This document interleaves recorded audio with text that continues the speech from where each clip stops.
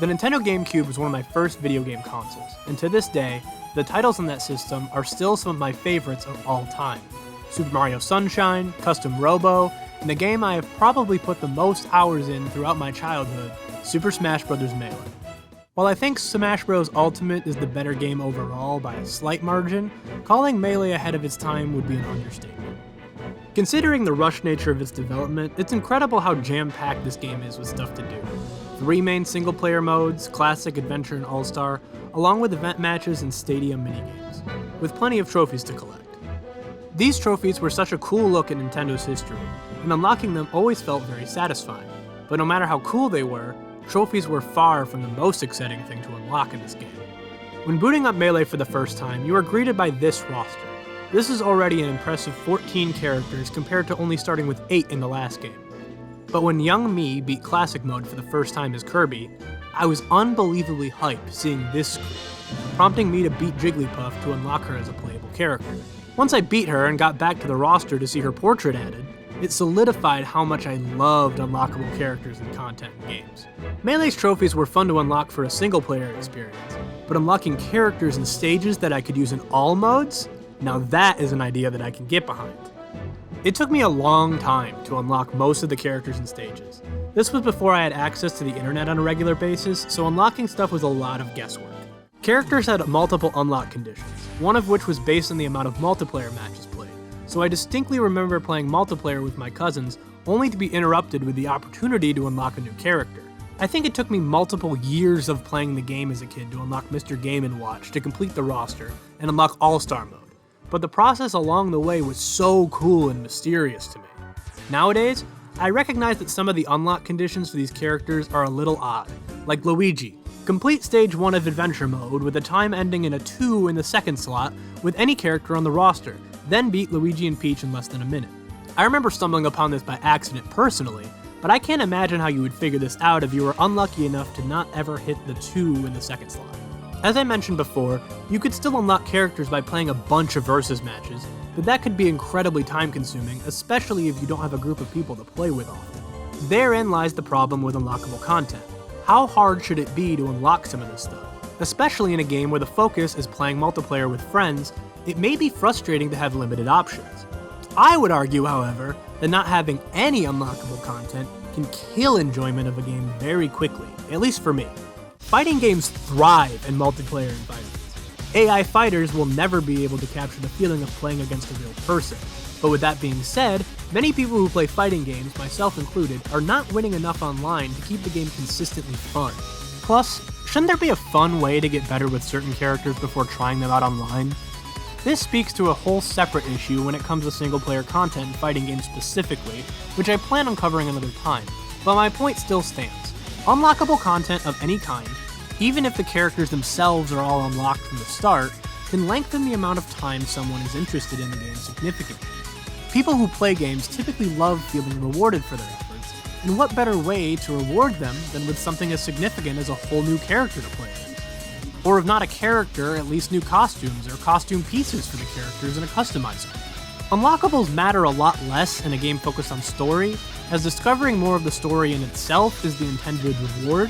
However, in games like Fighterz or shooters where the main gameplay loop is potentially more repetitive, you need to reward players with something in order to keep them invested, even if that reward is simply cosmetic.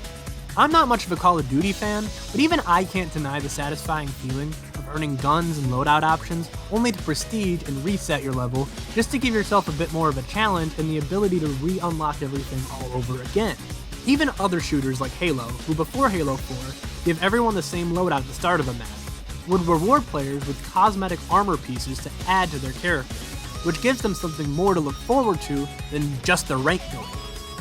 This seems like an easy system to carry forward into the future of gaming. After all, with games being bigger than ever, surely there's loads of content to unlock, right? No. Once again, microtransactions ruin everything. Outside of the rare example here and there, I can't remember the last fighting game I played with an unlockable character. Additional characters are simply sold later as DLC, and shooters don't have it much better, because now they focus on strategies involving giving their players a fear of missing out with things like battle passes. Now, a lot of the best unlockables, even in a full $60 to $70 game, are simply unlocked by using your credit card. One could argue this isn't really replacing unlockables, as it is adding content to the game that wouldn't have been there from the start. Ignoring blatant examples of the opposite, like Street Fighter X Tekken having DLC characters on the disc from day one, it is clear that developers have shifted their focus away from unlockables for a variety of reasons. The most obvious of these is money. By removing satisfying unlockables from the game, if you want to earn or unlock more, you need to pay more. But I think it goes deeper than that. Fighting games and MOBAs both rely on the ever-changing list of characters and strategies that are most viable, usually simply referred to as the meta. In modern gaming, from the day a game launches to the day the server shut down, many aspects of the game are constantly reworked in order to make sure that one character or strategy isn't too overpowered. If you cannot successfully do this, your game has no chance of being played in a competitive setting, which so many games want to do, as it is extremely profitable. Unlockables get in the way of this meta developing at a comfortable time frame. If the characters that are considered the best are locked behind multiple hours of content, then it will take a long time to see how that character fits into the meta, as every new player will have to unlock them before seeing what they're capable of. This can be frustrating for players looking to get competitive with a game right off the bat. They want to practice with the character they want to play as, not spend hours practicing another character just to gain the privilege of selecting the one they wanted. The final reason I can think of for the lack of significant unlockables lately is a lack of surprise. The way we consume info for upcoming media, whether it be movies, TV show, music, or video games, has shifted significantly in the past decade. Many times, the entire plot of a movie or the complete roster of a game is leaked months before it's out, sometimes before it's even announced. Part of the fun of unlockables is the secret nature of what they could be before you unlock them. When I was playing Melee, I had no idea I could unlock Marth or Roy. I had no idea who they even were. But stumbling upon them, or characters I was more excited about like Mewtwo, was so exciting because I had no idea that was even possible. With the release of Smash Ultimate, Nintendo did make the decision to make every character besides the Nintendo 64 roster unlockable. I loved this idea, but in practice it wasn't nearly as exciting as Melee, as you unlocked characters constantly. And I saw the announcement trailer for every new character they added before the game even launched. The lack of mystery can turn, oh my god, Mewtwo, no way, into, oh cool, I got Mewtwo. So where do we go from here? For me personally, games with battle passes being the main source of collectibles are starting to really annoy me. Games like Fortnite get a bit of a pass because the game is free anyway, so tying the only real unlockable content to a limited time battle pass does seem like a decent business model. MOBAs like League of Legends get away with charging money per character because they also have a selection of rotating free characters to try, so that system seems to be what works best for this style of gameplay anyway. But fully paid games that offer battle passes, yeah, no, I'll pass. If I'm going to pay $60 to $70 for a new game, there should be enough stuff to collect and unlock that the idea of adding a battle pass feels stupid and redundant. And for fighting games, I'm not sure we can ever get back to such giant portions of the cast being unlockable, but that doesn't mean that developers should just give up on the idea of unlockable content. Namco nailed this for a while. Tekken and Soulcalibur games used to focus a lot on unlocking new characters, but when the industry began to shift, they focused on having the player unlock new cosmetic items for the character using in-game currency that you earn throughout the game. Simply having this as a goal to work towards makes even the most mundane matches feel like they have a purpose and progression, and vastly improve the replayability of the game. I do start raising eyebrows, however, now that Namco seems perfectly comfortable charging extra money for DLC outfits, with more and more of the best items being locked behind a paywall, so they seem to be sadly going in the wrong direction. If developers want people to keep playing their games, they need to consistently reward them and give them a goal to achieve. Some players are content with the inherent role of getting better at a game, but many need an extra push to keep them truly invested. I think adding cosmetic extras to the already available options is a nice compromise of the original intent of Unlockables. Unlocking a cool alternate costume has the potential of being almost as exciting as unlocking a full character. That is, if the costume has real effort put into it and isn't just a palette swap.